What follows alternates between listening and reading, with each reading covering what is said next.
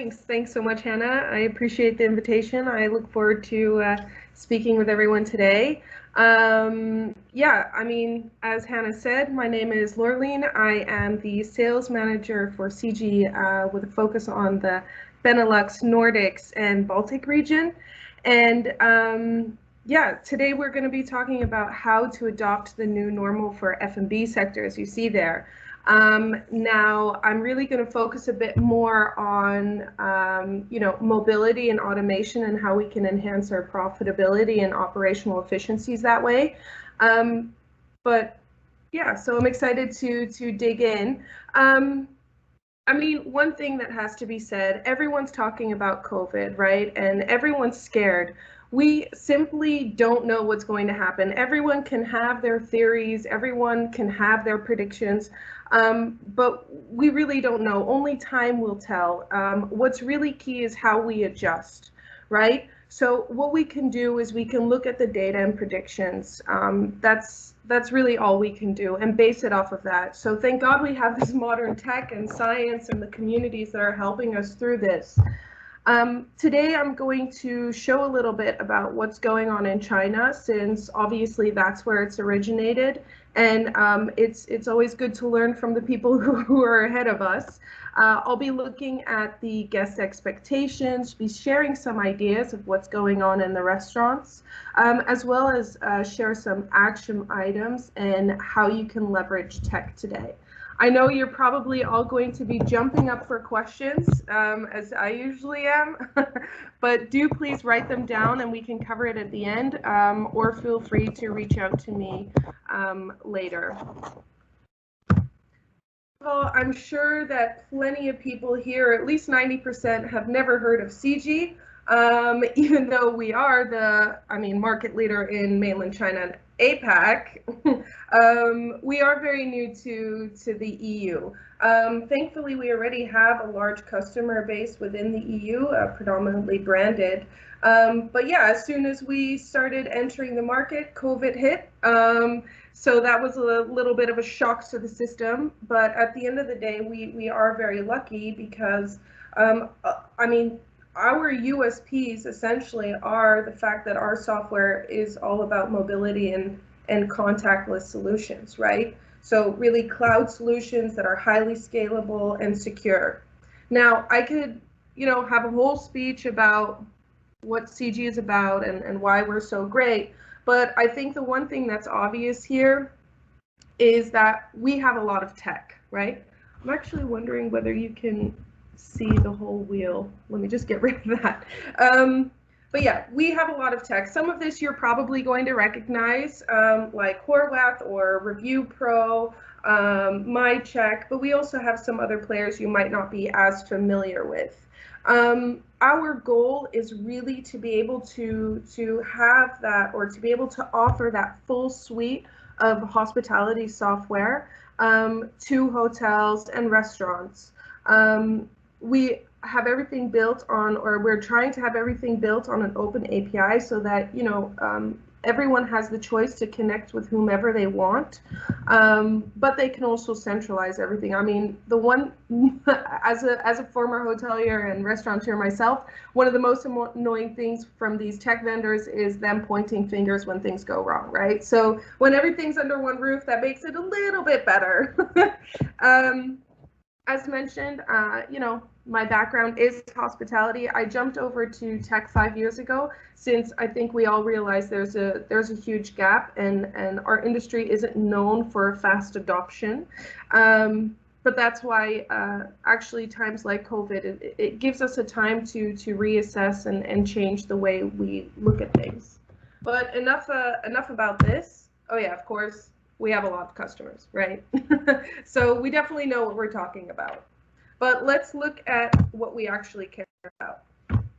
Now, what you see in front of you right now is the room nights booked. Now, Shiji Distribution Solutions is one of our solutions, obviously, and this is a look into the data of all our customer bases there.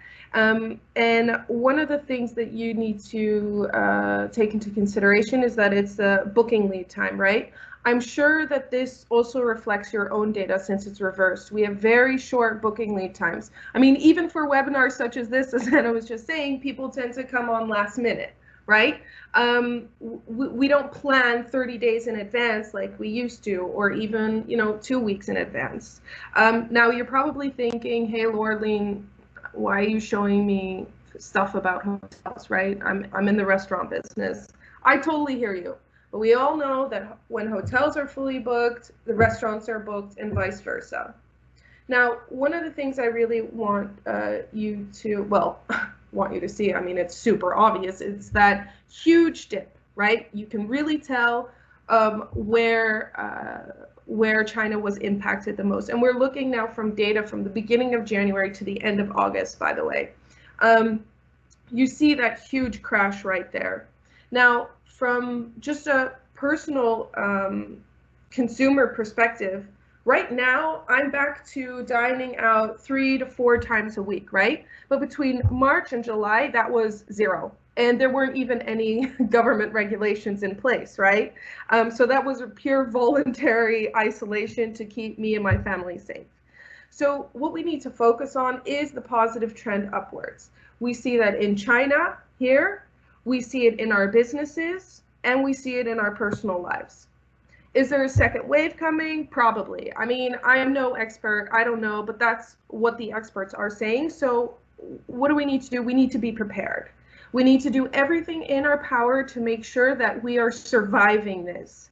I mean, literally and figuratively, of course.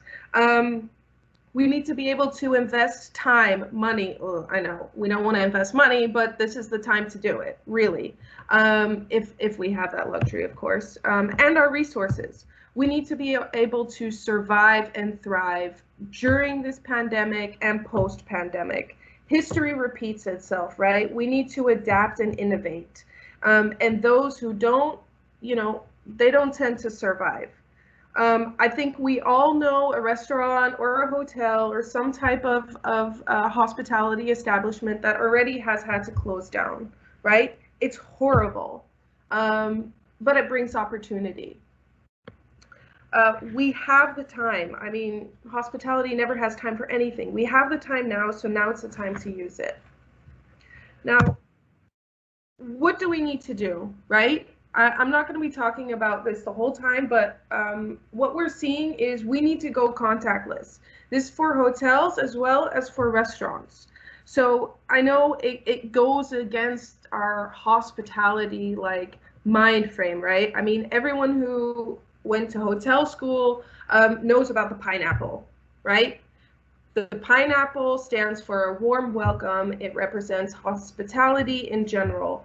Now, for some people, they tend to think that going contactless, you lose that hospitality, right?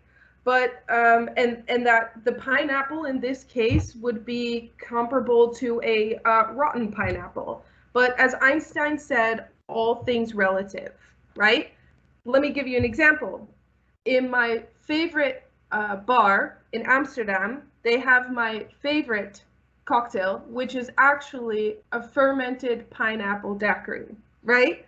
So something you would expect not to entice any excitement, actually, when turned around, you can still incite that excitement. It's all about being able to give that option and just reinventing the way we're thinking. So I know that you're seeing here hotel guests. I mentioned that before as well. But what about the actual restaurants? From a personal perspective, I'm only going to the places that I know have certain regulations in place. The standards, at least the sanitation stations, taking my number so that if anybody gets infected, that I'll be informed, to using QR codes so I don't have to touch the menus, etc. There's plenty of measures that are being taken into account, and I'm sure many of you already have that.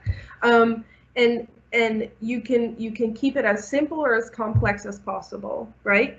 So we have the director of the Koninklijke Horeca Nederland, which I was just talking about with Hannah, which is basically this the hospitality association in the Netherlands. His name's Dirk Belliarts. It seems like every time I see the news or every time I'm going through his LinkedIn, he's battling with the government, right? It's he's trying to make sure that all these restaurants and hotels can survive, can stay open, can serve their guests, can reinvent, can get the subsidies, etc. But it's also up to us to help people like him fighting for our industry. We have to save ourselves.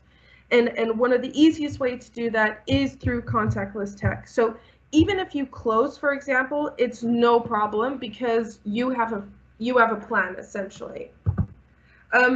It's actually funny because one of my friends, he owns a restaurant in Amsterdam. It's called Elkaar.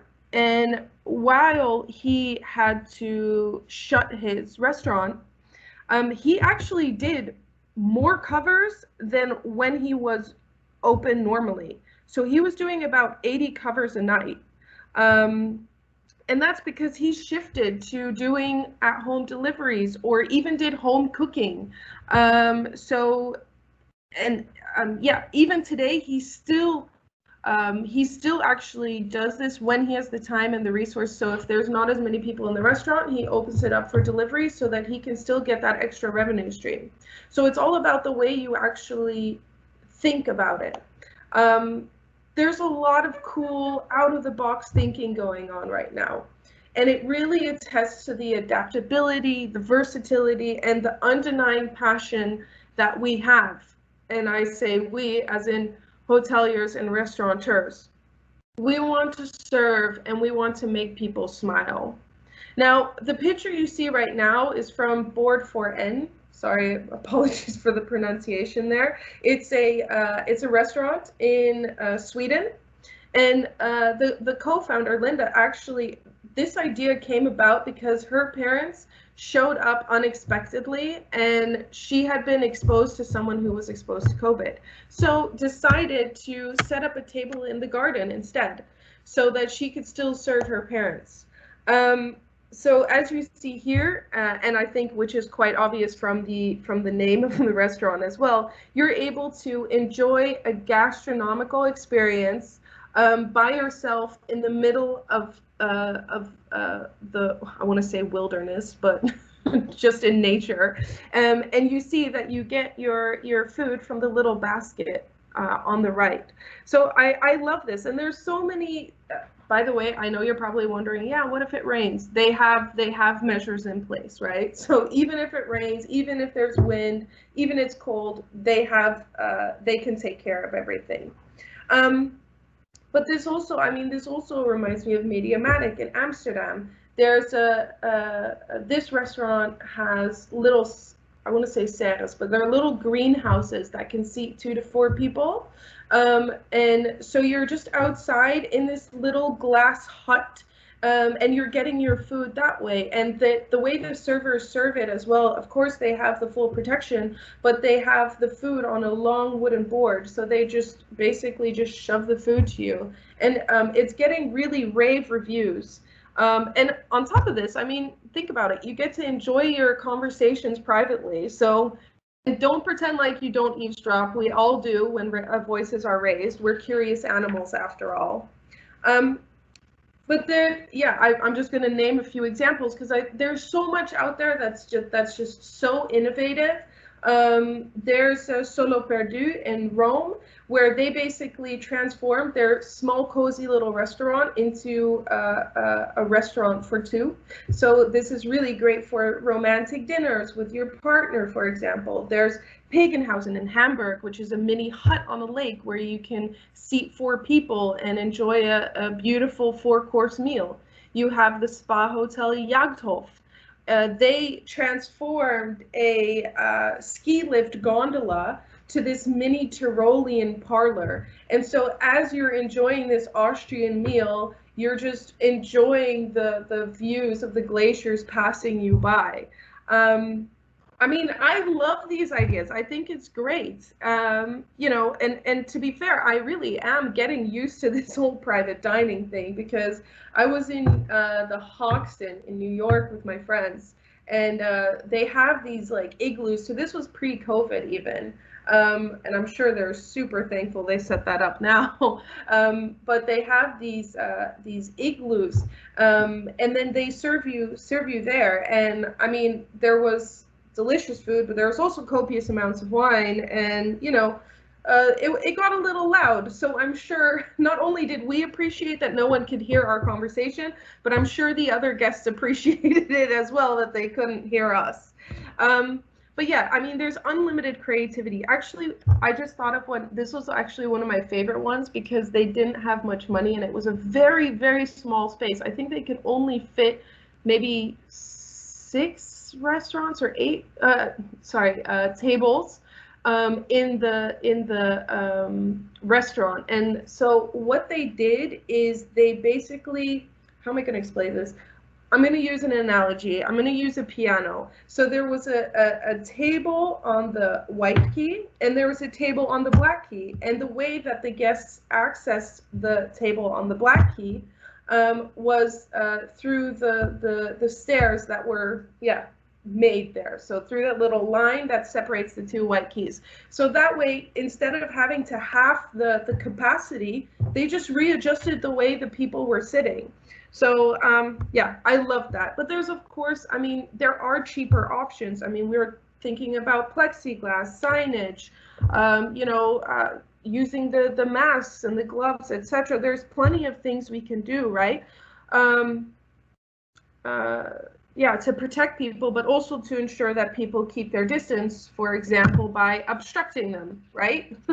So this is what they did at Hotel Hasse in Germany, I believe, and in Maison Saigon in Thailand. They, instead of mannequins, they have big, fluffy, stuffed pandas, right? So there's plenty of options. All these examples that I've named have been quite operational, though, right? But to go back to a tech, I mean, there's tech that already exists, right? Like the kiosks we see at the airports or McDonald's, right? But there's also, I love this one. It reminds me of for all you millennials out there, the movie Spy Kids. I remember when I first saw that, I thought that was so cool. It's called Data Kitchen in Berlin, and they have this, well, their concept is it's a food wall. So I'm not sure if any of you have been to Amsterdam, but we have these Dutch fried delicacies, and one of the chains is called Fabo. And essentially, you can just you see a bunch of different type of food in a wall. You put in your money, and you can open the door and enjoy that snack.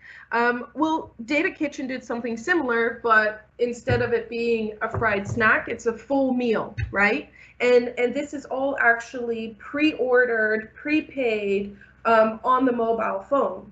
And the guests are instructed exactly what they need to do. So, you know, they get their code, they walk to the, I want to say, hole or the section where their meal is. They enter the code, they open it, they take their meal, and they go to the assigned seating at the assigned table. So I mean, I think that's really cool, but it needs to fit your concept, right? This is their concept. Now, I don't want to shamelessly promote Shiji. Well, I mean, that's a little bit why I'm here, but no, there is plenty of this kind of tech available, right? But the reason I want to mention it is because, you know, we have happy customers, and one of the reasons why our business has been doing quite well despite entering a new market amidst COVID is because we have this contactless tech. It's simple, it's easy to implement, it's flexible, and it's affordable. You know, you can easily increase your revenue, you can decrease your operational cost, and increase your operational efficiency. You can make it as easy or as complex as you want. You can use a simple generic QR code on a table to a very complex embedded one, that allows the guest to do everything from viewing the menu to actually paying. But you can also use the newer tech like pay at table or pay at counter. It's there. Now, what do we actually need to do? I mean, these are some ideas to give you some inspiration. I'm sure that you've come up with some very cool ideas, and I would love to hear them. I'm super interested to know what everyone's doing. But McKinsey released this, or did a study and released some information, which I think is very relevant for our industry as well.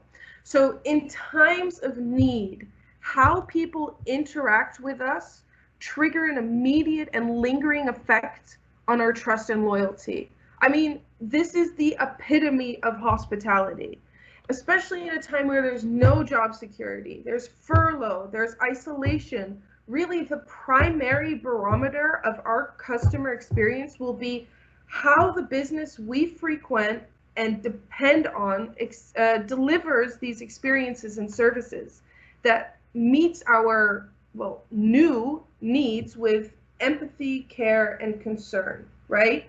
So customer experience, I mean, out of everything, remember this: customer experience is on the forefront. They need to be embedded in every single aspect of our goals and strategies. We need to know what our guests want and redesign our journeys accordingly. Now, there's four little points here, right? So let's first go to the care and concern.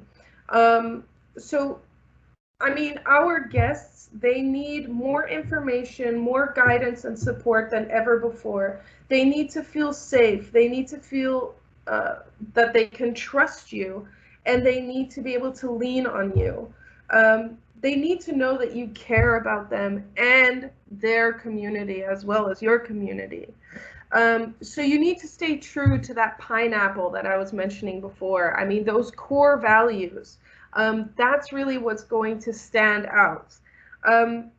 They found that 64% of the guests go to socially responsible brands. And right now, being socially responsible includes giving that safety to the guests and employees. Let's not forget about the employees, for both of them, while they're enjoying their shift at work or their dining experience with you, right?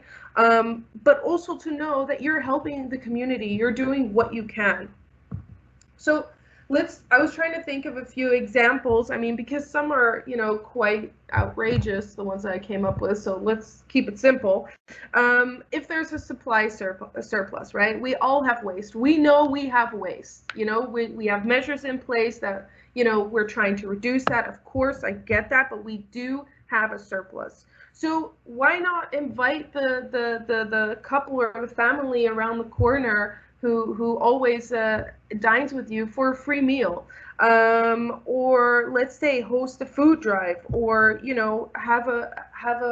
start a YouTube channel, or even cook pancakes with the elderly one day, something like that. And once you promote this, get it onto social media, it shows that you actually care. So be active, reach out to your community, reach out to your guests, have that communication line so that they feel heard and cared for, and you as well for that matter. It goes both ways. And let them know that you're going to do all that you can. And of course, that's going to be reciprocated because that's just a human tendency. Anyway, so we need to meet our customers where they're at, right? All our lives have changed. Things that we took for granted before, like going out for dinner or going grocery shopping, I mean, has become very difficult. It's become risky or even prohibited. I mean, illegal.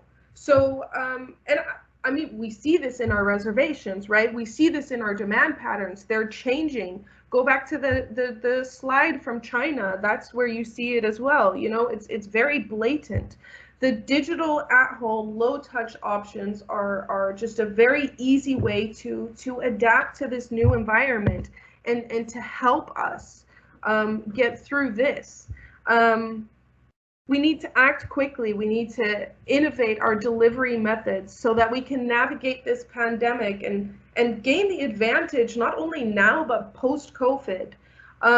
So McKinsey actually found in this study that companies who shift to that digital environment and deliver a superior experience have the opportunity to increase adoption and maintain those customer relationships.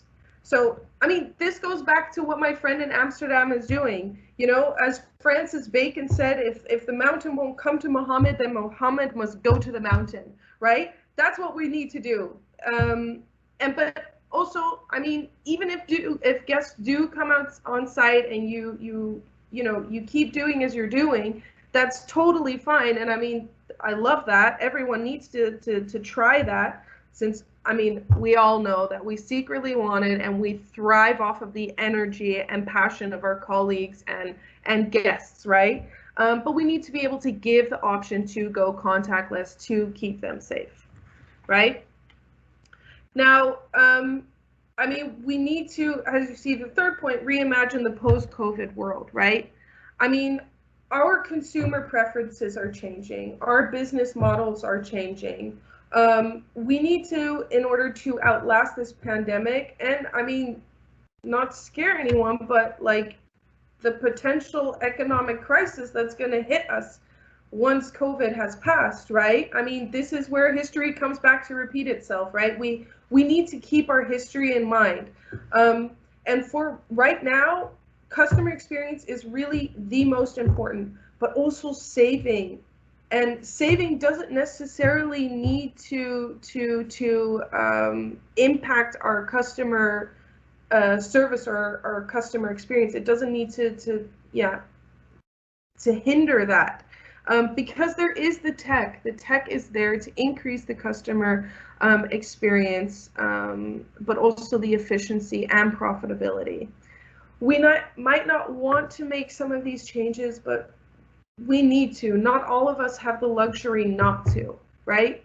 I'm seeing that now a lot as well. There's some people that are really ready to innovate and others that aren't or aren't able to.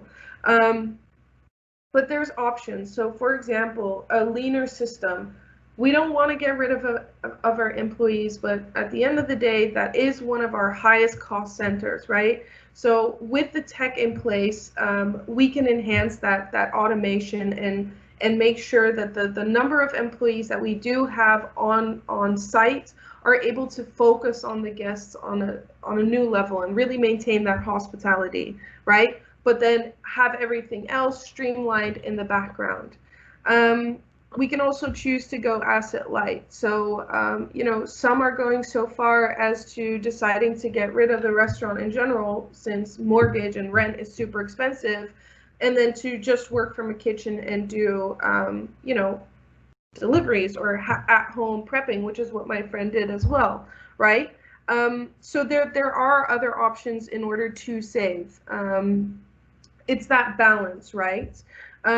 At the end of the day, guests or consumers in general are growing accustomed to digital, remote, low-touch experiences. And this is not just the millennials or the Gen Z. This is also the rural and older population. They want this. So we can still have that hospitality, but be conscientious and agile. Now, to go back to that agility, we need to build capabilities for fast changing environments. McKinsey worded this perfectly, I feel like. So maintaining a strong customer experience in crisis requires rapid research to understand changing dynamics and new pain points, as well as agile innovation to address them. So we need to be able to get a quick pulse on our consumer sentiment, on our guest sentiment. Surveys, actually, they're great, but for now, it's to be maybe a day or two before you get those survey results. So we need to be looking at social media, and we need to be listening to our employees. Social media is a great way to get real-time feedback and ideas on what guests want, and as well as inspire us to come up with these new ideas. but also the employees are on the front line. They're our eyes and our ears. They know exactly what's going on. Approximately 78% of leaders, they feel that, or they want customer experiences to be the top priority. But 60% of employees feel their ideas are not heard. So that's counterproductive in my opinion. And the tech is there to collect and analyze this real-time feedback and data.